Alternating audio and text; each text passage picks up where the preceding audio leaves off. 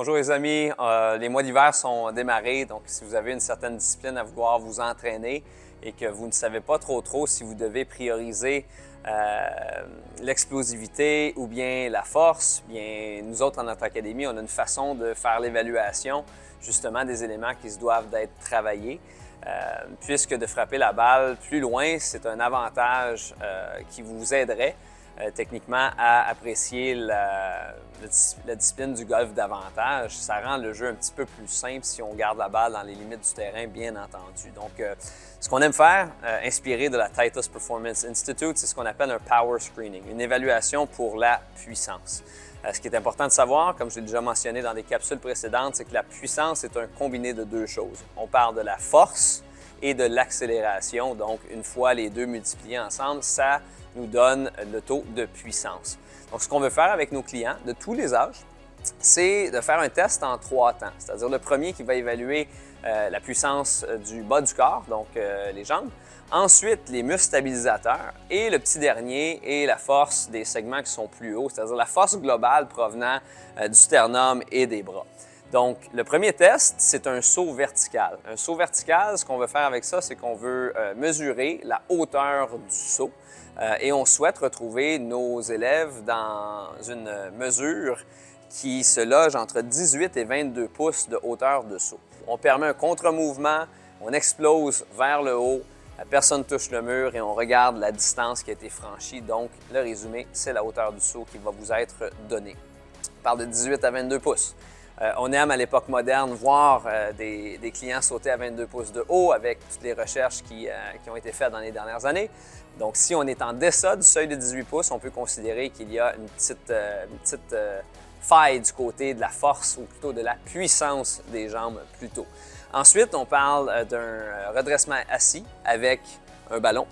Et ce qui est important lorsqu'on commence à lancer le ballon pour tester les muscles stabilisateurs, l'effet de contraction des abdominaux via le redressement assis, on veut tester les gens avec un medicine ball, un ballon qui représente la population tout entière. Donc, pour les hommes, on prend un ballon de 4 kg ou de 8 livres. C'est pas exactement pareil, mais si vous n'avez pas des kilogrammes, on peut y aller avec un ballon de 8 livres.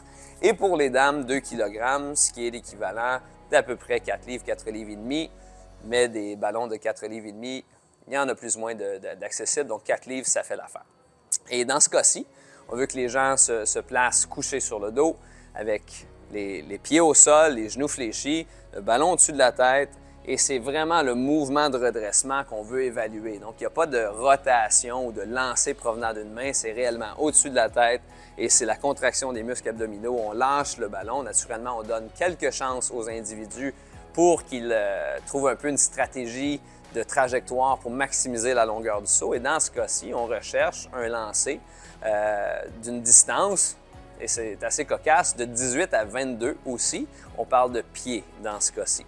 Et on prend la mesure du plus long des lancers avec le ballon qui représente le poids que je vous mentionnais, qui est dit global. Donc, 8 livres pour les hommes, 4 livres pour les dames ou des kilogrammes, 2 ou 4.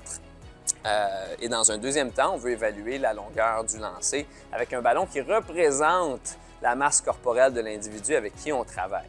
Donc, pour le poids qui est dit local, c'est-à-dire qui représente la masse de l'individu, on parle d'une livre pour 20 livres de masse. Donc, si quelqu'un pèse 100 livres, on parle de 20 fois 5, mais à ce moment-là, on parle d'un ballon de 5 livres pour cette personne-là. Et on teste la longueur du lancer, toujours en souhaitant voir un lancer de 18 à 22 pieds. Pourquoi on teste les deux? C'est un peu particulier. Au golf, on n'a pas de catégorie de poids. Donc, on veut être capable de situer nos élèves au niveau de la puissance par rapport à des gens qui auraient peut-être une masse qui est plus élevée que la leur. Donc, on veut vraiment voir c'est quoi les maillons forts et les maillons plus faibles. Donc, voilà pour le redressement assis avec le ballon. Et par la suite, on monte le long du corps. On va faire un lancer provenant du sternum avec un ballon, toujours la même chose. Donc, un poids qui est dit local, un poids qui est dit global. Et là, on s'assoit sur une chaise. On s'assoit à l'extrémité de la chaise, on permet un petit mouvement de balancier vers l'arrière et vers l'avant et on veut réellement pousser le ballon depuis le sternum. On prend encore une fois une mesure, on laisse notre prospect, notre client lancer plusieurs ballons pour établir une certaine stratégie et on prend la mesure la plus longue. Encore une fois, on veut se situer entre 18 et 22 pieds pour le lancer. À partir de ce moment-là, on vient de tester la puissance. La puissance, comme je vous le mentionnais, c'est un combiné entre la force et l'accélération, donc la vitesse. Et là, on veut savoir lequel des deux est plus défaillant quand on est en deçà des seuils. Je vous donne un exemple fictif. Le saut vertical de Monsieur ou Madame X était de 21 pouces. On est dans la norme. Le redressement assis avec les ballons nous donnait une mesure qui était en deçà. On va parler de 15 pieds au niveau du lancer. Puis, la passe avec les mains à la hauteur du sternum atteignait les seuils aussi. On parle de 22. À ce moment-là, on va donner un peu une note à l'individu. Donc, la personne est une 21 au niveau des jambes, est une 15 au niveau des muscles stabilisateurs. Donc, on voit qu'il y a une carence là. Et la personne est évaluée à 22 pour ce qui est du lancer provenant du sternum. Donc, on a déjà une idée que les muscles stabilisateurs représentent le maillon faible pour la personne. Donc là, on va aller tester un petit peu plus loin. Et on peut continuer les tests avec les maillons forts également. C'est ce qu'on recommande pour avoir un portrait global, puis planifier de l'entraînement qui va prioriser les muscles stabilisateurs, mais qui va également permettre du maintien au niveau des autres sources de puissance que la personne a d'accessible. Donc, une fois qu'on a fait ça, les tests pour les jambes, on parle d'une fente. Donc, une fente avec des poids libres dans les mains. On veut voir si la personne est en mesure de faire 8 fentes consécutives avec chaque jambe, une jambe devant, une jambe derrière, avec 50 % de son poids à l'individu. Donc, si quelqu'un pèse, par exemple, 150 livres, on parle d'une 50 %, on parle de 75 livres, 30 quelques livres dans chaque main. Est-ce qu'on est en mesure de faire des fentes 8 fois en ligne? Pour ne pas justement être exténué, ce qu'on fait avec nos clients, c'est après une fente ou deux maximum, on demande « seriez-vous en mesure d'en faire 8? » Puis la réponse est en général assez bonne, donc la personne arrête. Si la réponse est oui, on continue, on augmente les poids dans les mains de la personne jusqu'à ce qu'on obtienne un non. Et le non, naturellement, on ne serait pas en mesure de faire 8 fentes avec le poids qui a été donné à la dernière occasion, donc on prend la mesure d'avant et on la note dans une application qui provient de nos formations multiples provenant de TPI.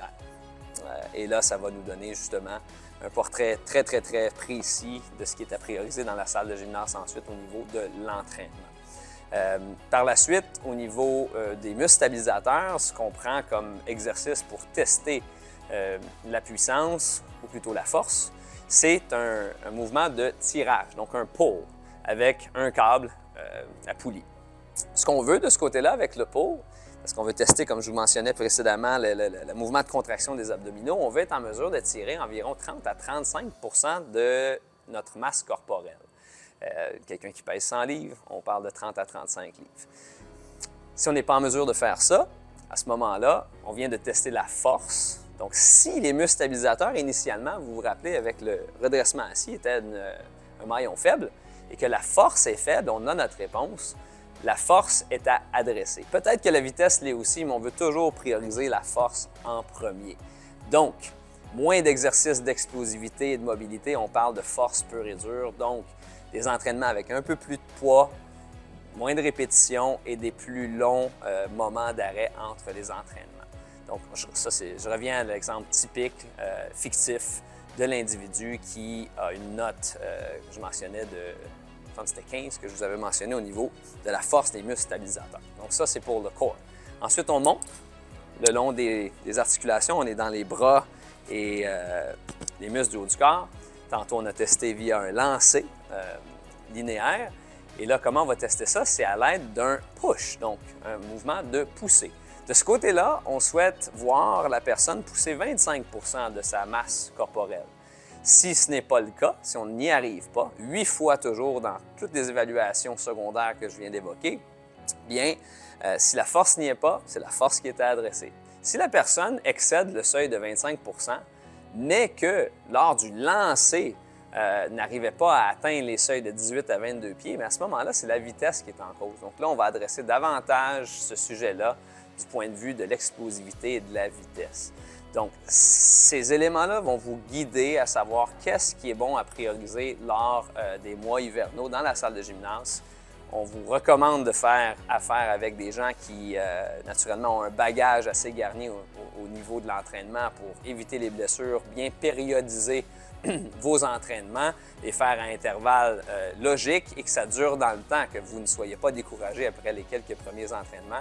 Chose certaine, si vous augmentez la grosseur de votre moteur ou que vous augmentez votre niveau d'explosivité, non seulement vous faites une faveur pour votre golf, mais également pour votre vie tout entière. Donc, c'est vraiment la façon d'adresser l'évaluation de la puissance chez FGA via des certifications qui sont donc bénéfiques pour notre travail au quotidien, surtout pour nos élèves. Quand on frappe plus loin, les scores vont baisser si on garde la balle à l'intérieur des limites du terrain, bien entendu. Donc, bon entraînement et j'espère que cette capsule-là vous a motivé à soi.